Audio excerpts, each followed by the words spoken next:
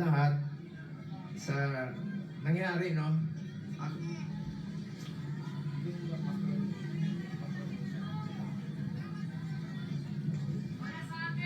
Alam nyo, kwento ko lang po sa inyo ang huling balita ko kay Tatay Digong. Matagal kaming magkasama. Alam nyo, higit pa sa tatay ang turing ko sa kanya. 1998, una po akong nanilbihan sa kanya. Hanggang 2022, kahit senador na po ako, sinasamahan ko siya hanggang sa huling araw ng kanyang termino. Sumama po ako hanggang makauwi siya sa bahay niya nung June 30 of 2022. Alam ko yung hirap na niya. Halos hindi na makasuot ng medyas. Sinong magme-medyas sa kanya doon?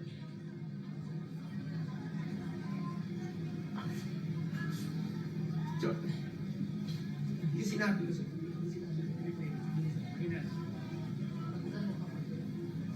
Alam nyo, nakausap ko kaninang madaling araw si Attorney Mijaldea pagkatapos ng hearing nila at saka si Ma'am Anilet. Kaya siya ganon siya magsalita. Dalawang dahilan, maaaring nag-a-adjust sa oras, at ang pinakamasakit sa lahat, yung sinabi sa akin ni Attorney Mijaldea na hindi binibigay sa kanya yung gamot niya.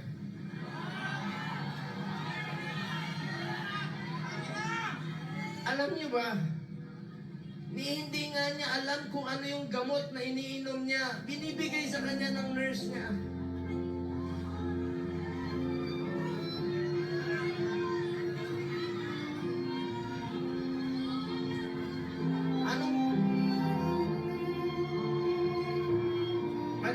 Anong gusto nilang gawin kay Tatay Digong?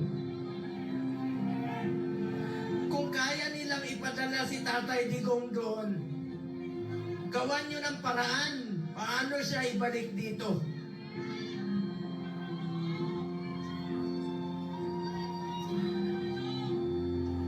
Ang gusto nyo basahin ko yung mga medisina niya.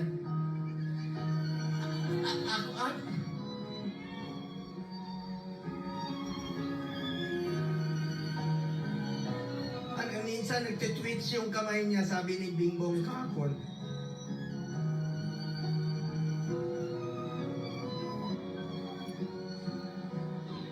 Kaya sa lahat ng mga politiko na nakinabang kayo sa panahon na pinansin kayo ni Tatay Digong. 6 na taon kayong pinansin ni Tatay Digong. Yung iba dyan, pinupuntahan pa namin yung birthday. Makakatulog pa ba kayo? Ha? Tulungan nyo naman si Tatay Digong.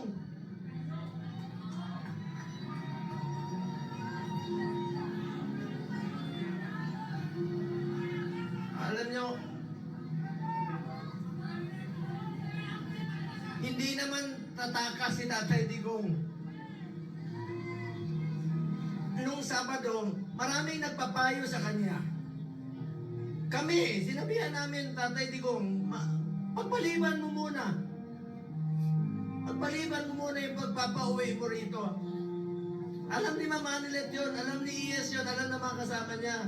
Dahil meron na pong threat sa kalusugan niya, sa buhay niya. Hindi natin alam eh. Pero mas pinili niyang umuwi at harapin. Ibig sabihin nun, hindi tataka si Tatay Digong. Hindi tatakbo si Tatay Digong niya, hindi lang niya kaya tumakbo. Nakasungkot. Kaya pa ba niya tumakbo? Mga politiko, nananawagan ako sa inyo.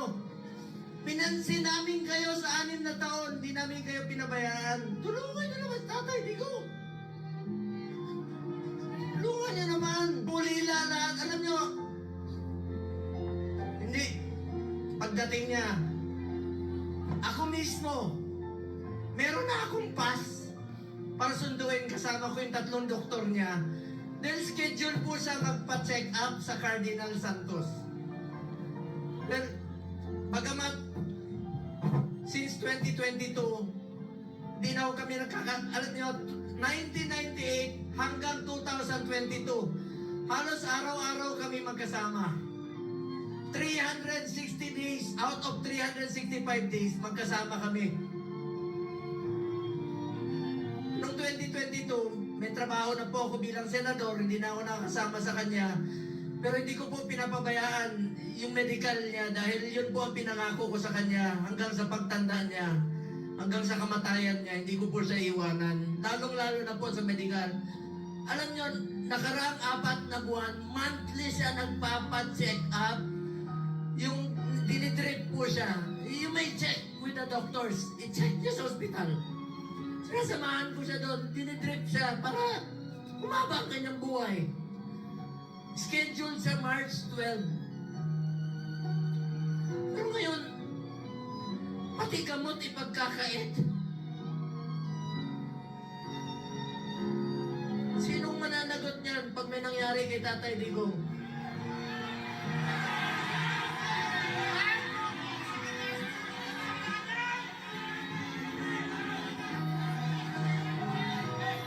February, umpisa nung December, dyan sa Cardinal, sinamahan ko siya. Kasama si Ma'am Hanilet. Enero, bumalik-uli kami. Pebrero, bumalik-uli kami. March 12 po siya schedule uli para sa pagpapagamot niya. Pero pinagkait nila. Pati gamot, ayaw ibigay sa kanya. Alam niyo, wala siyang tsinelas. Pati tsinelas. Pati tsinelas niya, wala. Nakapaa. Huli namin pag-uusap, nasa aeroplano siya. Sabi ni Bingo, Atty. Menzaldea, nakapaa siya. Buti na lang, may nagsuot ng kanyang suot kahapon. Hindi niya kaya, ang lamig doon. Alam niyo, salamat sa piloto niya, isang co-pilot doon. Binigay niya yung kalo niya kay Tatay Digong dahil alam nila malamig. Binaba siya sa stretcher, mag-isa siya. Hindi alam ni Atty. Menzaldea, saan siya dinala.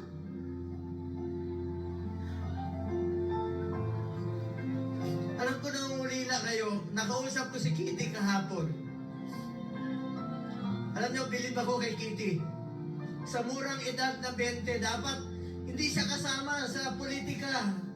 Dapat nag-aaral siya ngayon. Pero sinama siya sa dumi ng politika. Tinawagan ko siya kahapon. Sabi niya, ninong niya ako eh. Sabi niya, Ninong Bong. Hindi ko mapigilan umiyak. First time ko umiyak talaga.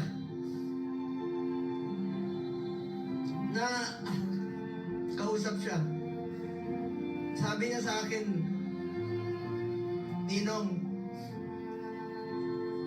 ikaw na muna ang tatay ko. Dahil wala na akong tatay. Sa murang edad na. Pero matapang si Kitty ha. Sobrang tapang ni Kitty. Sabi niya, Ninong, be strong. Be straightforward. Ito yung panahon na magkaisa ang Pilipino. Magkaisa tayo para kay Tatay Digong. Nakikiusap po ako, makinahon po tayo. Huwag po tayo gumawa ng bagay na ibabalik sa atin. Mga Pilipino, magkaisa po tayo para kay Tatay Digong. Importante muna ang kalusugan, kaligtasan, at kalayaan ni Tatay Digong. Alam ko mga politiko, nakikinig kayo. Konsensya naman kayo. 6 na taon kayong minahal ni Tatay Digong. Pinansin kayo, minahal kayo, pinaglingkuran kayo. sana naman, huwag niyo na mangayaan. Kaya sabi ko nga, makakatulog pa ba kayo sa gabi? Makikita niyo si Tatay Digong ngayon doon. Sipin niyo, Setyembre. 6 na buwan. Kakayanin kaya ni Tatay Digong yon? 6 na buwan ang pag-aantay niya. Eh kung tayo nga, maalala ko nung presidente siya, marami kaming pinauwi na OFWs. Sa totoo lang, ako mismo, sa Bahrain, meron isa dyan, na sentensyahan po ng death sentence. Ginawa namin ni Tatay Digong ng paraan, sumulat sa King, sa Saudi. Hanap kami ng mga kaibigan na tumulong sa blood money para makalaya. So ibig sabihin, Pilipino yan, gusto natin makabalik dito, gagawin natin ang lahat ng paraan. Ito bakit baliktad? Bakit tayo pumayag? Bakit sila pumayag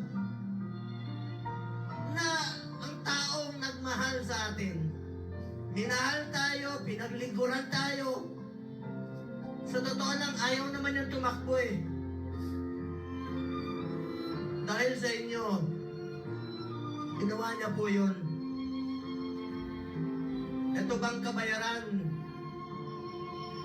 sa ginawa niyang pagsasakripisyo, pagmamahal at paglilingkod para sa bayan?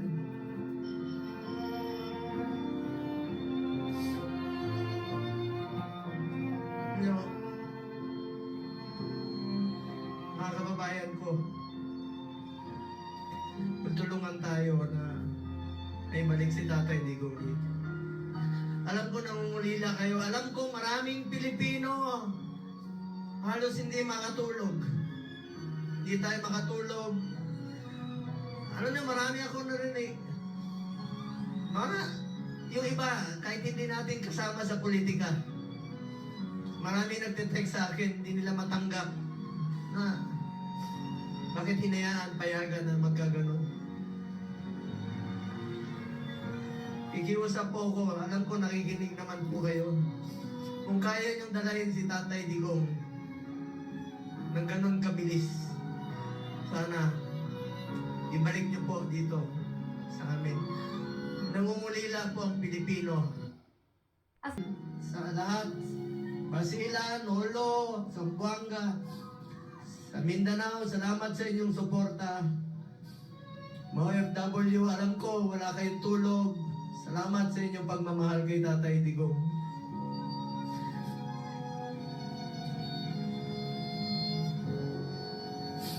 Mga taga-Visayas, alam ko mahal na mahal yung mga Bisaya. Salamat. Kahit dito sa Luzon, alam ko nangungulila tayo. Dasal po tayo. Please lang, yan lang po ang pakiusap ko sa inyo. Pag sana huwag siya pabayaan ng Panginoon. Ako po ay natatakot. Natatakot sa kanyang kalagayan. Sanay po siya na inaabot sa kanya lahat. Damit, pagkain, itong medisina po.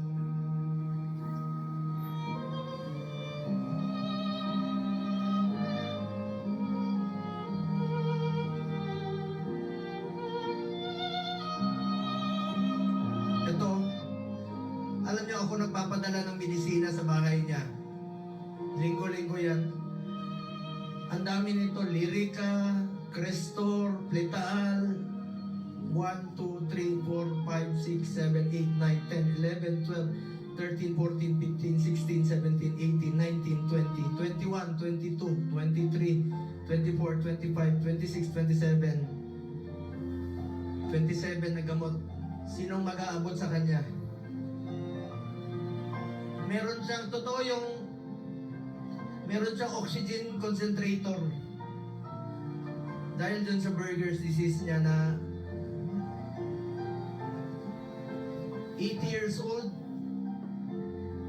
kukulong niyo pa. Sa banyaga pa.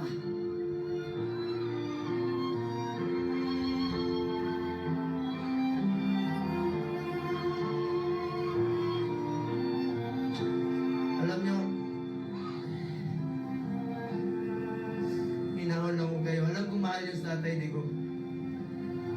Mahal natin si Tatay Digong. Magkaisa tayong lahat, mga kababayan ko. Alam nyo ngayon, taming naninira sa amin ni Bato. Kanina, sinasabihan kami na naglaglagan, mga ganun. Alam nyo, huwag kayong maniwala sa mga yan. Yan ang tinatawag na gusto nila kami hilain pababa. Gusto nila kaming sirain. Ako naman po, buklatin niyo man ang pag namatay ang buklatin niyo yung katawan ko. Duterte po. Wala po. Halos wala po akong panahon sa anak ko. Wala akong panahon sa tatay ko. Tatay Digong na po ang naging tatay ko from 1998 hanggang 2022. 24 years yan, araw-araw kami magkasama. At sinabi ko sa kanya, Tatay Digong, hanggang kamatayan mo, hindi kita pababayaan. Lalo na sa medical mo. Ngayon, sino na po mag-aabot ng ministila niya? Sa mga nagpakulong sa kanya, makonsensya kayo. Makakatulog pa ba kayo?